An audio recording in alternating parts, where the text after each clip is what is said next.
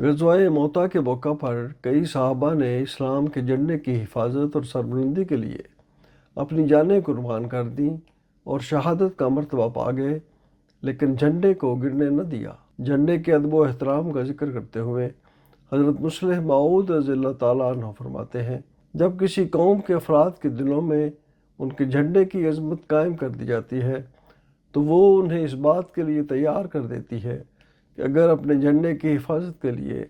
انہیں اپنی جانیں بھی قربان کرنی پڑیں تو بلا دریغ جانیں قربان کر دیں، کیونکہ اس وقت ذرا سی لکڑی اور کپڑے کا سوال نہیں ہوتا بلکہ قوم کی عزت کا سوال ہوتا ہے، جو تمثیلی زبان میں جھنڈے کی صورت میں ان کے سامنے موجود ہوتا ہے۔ حضرت براء بن عازب رضی اللہ تعالیٰ عنہ بیان کرتے ہیں کہ حضور صلی اللہ علیہ وسلم کا جھنڈا دھاری دار، چوکور اور کالا تھا۔